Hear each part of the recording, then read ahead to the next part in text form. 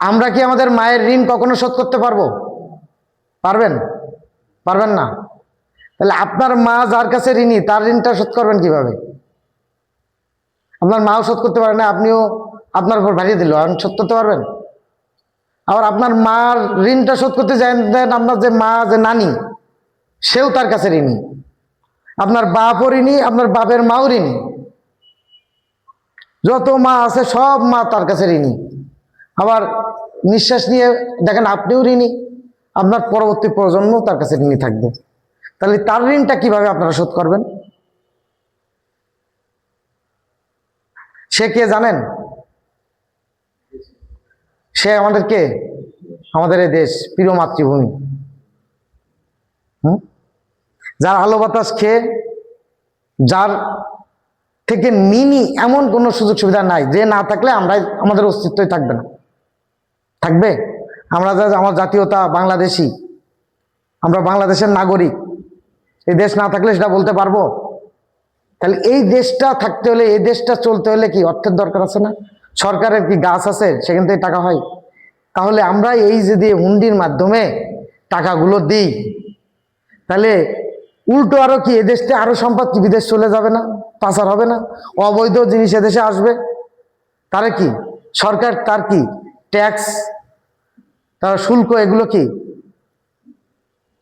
Loss করলো না? তার সে সরকার তাহলে চালাবে কি দিয়ে এই দেশটা? এটা একটু উপলব্ধি করবেন। অনেকে আন্দোলন সংগ্রাম অনেকভাবে অনেক কিছু করবেন, অনেক কিছু বলবে, কিন্তু মনে রাখবেন এই দেশ আগে, সবার আগে দেশ, ব্যক্তির আগে দেশ বড়। হ্যাঁ, দেখেন ছোটবেলায় আমরা যখন স্কুলে পড়তাম আমাদের বিস্কুট দিত টিফিন পিরিয়ডে, শুধু লেখাপড়া করানোর জন্য সরকার।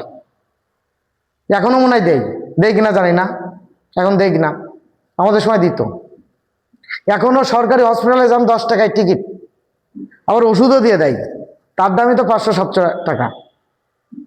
আর এটা বেসরকারি ক্লিনিকে গেলে প্রথমে টেস্টই তো 5,000 টাকা লিখে ছেড়ে দিল, এরপর ওষুধ পানি কিনে দেন তো কত খরচ হয়।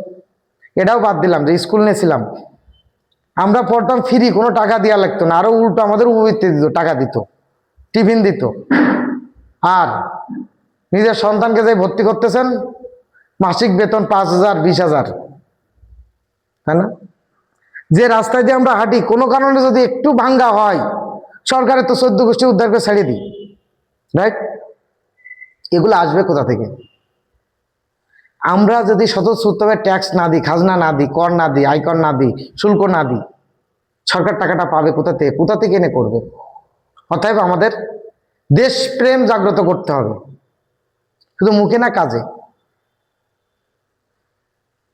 ন্যায় নীতি নিষ্ঠাবান হয়ে সততার সাথে যদি আমরা কাজ করি, সৎ পথে চলি, আর ওখান থেকে যদি আমাদের যে সরকার এত সুযোগ সুবিধা প্রবাসীদের জন্য দিচ্ছে, দেয়নি, আর নতুন করে যে আপনাদের দিবে এমন কোনো অপশন আর চালু নেই। মানে যা যা যখন চাইছেন শুধু চাওয়ার দরকার, চাওয়ার মানে পাস হইতে লেট নাই, সরকার সবকিছু করে দিয়েছে আপনাদের। কারণ এই অ্যামাউন্টটা যদি আপনারা বলেন যে আর একটু বাড়াই দিলে ভালো হয়, তাই ছাড়া মানে যত যা যখন যা খুশি সবই দিয়ে দিয়েছে। এরপরে দেখেন যে আপনাদের থেকে সরকার কি চাই? আপনারা দেশের রেমিটেন্স যোদ্ধা, ঘাম ঝরায়ে আপনারা যে টাকাটা দেন, এটা সব থেকে বেশি আশীর্বাদপূর্ণ টাকা।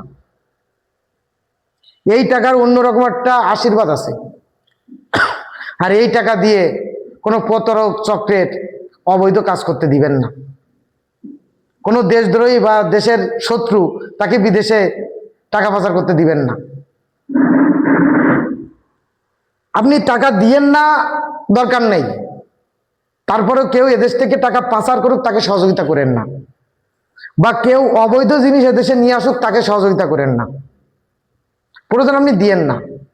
আবার পাশাপাশি এটাও খেয়াল রাখেন, এই যে কিছুদিন আগে 57 জন দুবাইতে অ্যারেস্ট হয়েছিলেন, তাদেরকে কিন্তু সরকার ছাড়াই নিয়ে চলে আসে, তাই না? কিন্তু তারা যদি বালিশের নিচে কোনো ডলার টলার রেখে থাকে সেটাকে আনতে পারছে? অর্থাৎ ওই দেশে টাকা জমাইতে যায়েন না। আমি বলেছি না যে 2টো অ্যাকাউন্ট খুলতে হবে, একটা নিজের নামে আর একটা যৌথ অ্যাকাউন্ট। পরিবারের একজনের নামে আর নিজের নামে। আর আমি আরেকটা কথা কি বলেছি, যে বাবা মা কর্মাট বা সক্ষম হয় তাহলে 3টা খুলবেন এক্সট্রা নিরাপত্তার জন্য। কি নিরাপত্তা? ওয়াইফ আপনার বাপের কাছে টাকা চাবে, এটা তার জন্য লজ্জা। আপনার ওয়াইফের নামে যদি যৌথ অ্যাকাউন্ট খুলে যান, আপনার বাপ মা টাকা চাবে, তাদের কাছেও লজ্জা। এই জন্য বলেছি কি প্রয়োজনে 3টা খুলে যাবেন, দেখবেন যে আপনি রিস্ক ফ্রি। নিজের নামে একটা, যত ওয়াইফের নামে আপনার সাথে একটা যৌথ, তার মাসে 2000 পাঠাবেন, 1000 পাঠাবেন, তারটাই পাঠাই দেবেন। বাপ্পার নামে একটা, তাদের 5000 পাঠাবেন, 10,000 পাঠাবেন, তাদেরটাই পাঠাবেন। ঠিক আছে? আপনার বাবা মা যেমন আপনাকে লালন পালন করেছে, আপনার টাকায় তারা শেষ জীবনে চলতে চায়, তাই না? কারণ তাদের একমাত্র উপার্জনকারী এখন আপনি, অবলম্বন আপনি। আপনার ওয়াইফ যার বাড়ির থেকে এসেছে, তার বাবা মা কি তাকে আদর যত্ন করে পালন করে নাই? তাকে তো আপনি চাকরি করতে দিচ্ছেন না বা বাইরে কাজ করতে দিচ্ছেন না, সে আপনার গোলামি করতেছে না? তো তার বাপ মাকে তার একটা কি পাঞ্জাবি কিনে দিতে মন চায় না? ঈদে যদি বাবা মাকে 500 টাকার একটা দেন, তার বাপ মাকে 200 টাকা হলেও একটা দিবেন। এর ফলে পারিবারিক বন্ধন ভালো থাকবে, আপনি দেখবেন ওই দেশে খুব ভালো থাকবেন। আর এই জন্য বললাম যে নিজের ওয়াইফের লজ্জায় ফেলাবেন না, আর বাপ মাকেও লজ্জায় ফেলাবেন না। এই জন্য বললাম যদি প্রয়োজন পড়ে 3টা খুলবেন। আবার সেম দা পয়েন্টে খেয়াল রাখবেন, যেটুকু দরকার তার বাইরে যেন না দেন, এক্সট্রা না দেন। হিসাব করে দেবেন, তুমি এত টাকায় হাত খরচ চালাবা, তোমার বাবা মাকে এত টাকা দিবা, তুমি ফলমূল ঠোলাবি যাবি খাইলে বা এক্সট্রা খরচ, এই তার ভিতরে সীমাবদ্ধ রাখবেন। আনলিমিটেড চাইলেও আর দিবেন না। যদি কোনো কিছু দিতে হয় তাহলে শ্বশুর শাশুড়ির দ্বারা কিনাই দেবেন, বাপ মার দ্বারা কিনাই দেবেন, অথবা আপনি যখন আসবেন তখন কিনাই দেবেন, সেগুলো ক্লিয়ার। আবার বাবা মাকেও এরকম একটা নির্দিষ্ট ফ্রেমে রাখবেন যে এত টাকার ভিতরে তোমাদেরকে চলতে হবে। এক্সট্রা ওষুধ পানি সেটা বিষয়টা ভিন্ন, তার জন্য ফার্মেসি আলাদা আপনার থাকতে পারে, এখানে এক্সাক্ট সেটা আলাদা হিসাব। কারণ এদেশে আপনি 20 বা 30,000 টাকা ইনকাম করতেছেন, এখন এই টাকা আপনি চলতে পারেন না, মাস শেষে মুদির দোকানে 2,000-3,000 টাকা বাকি পড়তেছে। ওই দেশে যাওয়ার পরে যদি আপনি ওই 60,000 টাকা ইনকাম করে 60,000 টাকা পাঠাই দেন, দেখবেন তখন মুদির দোকানে 5 থেকে 6,000 টাকা বাকি পড়েছে। কারণ ওই প্রত্যেক ম্যাক্সিমাম টাইম বলি যে এখন আপনার পরিবার একদিন পাঙ্গাস মাছ খাচ্ছে সপ্তাহে, আর একদিন হলো পোলট্রি মুরগি খাচ্ছে, তখন দেখবেন একদিন ইলিশ খাবে আর একদিন হলো গরু খাবে। এখন আপনার ছেলে 200-300 বা 500 টাকার প্যান্ট পরতেছে, তখন সে 2,000 টাকার প্যান্ট পরবে, কারণ আমার বাপ বেচছে, আপনি যা চাচ্ছে তাই দিচ্ছে।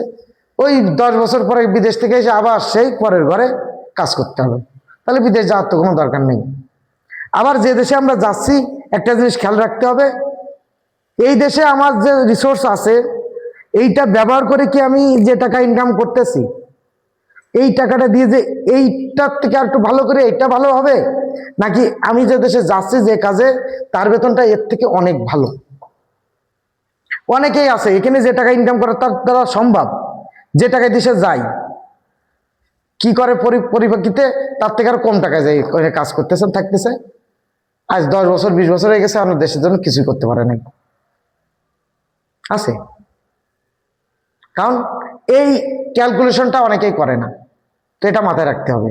ছোট ভাই ব্রাদার যখন যাবে, তারা এদেশে যেতে তাদের কোনো রিসোর্স করে দেওয়া যায় কিনা, কোনো ইনকামের ওয়ে তৈরি করে দেওয়া যায় কিনা, নিজে তত্ত্বাবধান করে সেটা দেখে। তার যদি দেখা যায় না এই টাকা দিয়ে এটা না করলে এটা যে প্রফিট আসবে, বেনিফিট, তার থেকে যদি আমি এই রাষ্ট্রে পাঠাইতে পারি এই কাজে, তাহলে আরো বেশি টাকা আসবে, ভালো থাকবে, তাহলে ওই বিষয়ের উপরে আগের থেকে ট্রেনিং করায়, ওইটার উপর দক্ষতা অর্জন করায় দেন ওই বিষয়ে পারদর্শী করতে হবে। সব বিষয়ে অল্প অল্প জানলে সমস্যা নেই, কিন্তু কোনো একটা বা দুইটা বিষয় এক্সপার্ট হতে হবে। কারণ কি, বর্তমানে আছে ওএপি প্ল্যাটফর্ম, যেখানে দক্ষতার মূল্যায়ন করা হবে।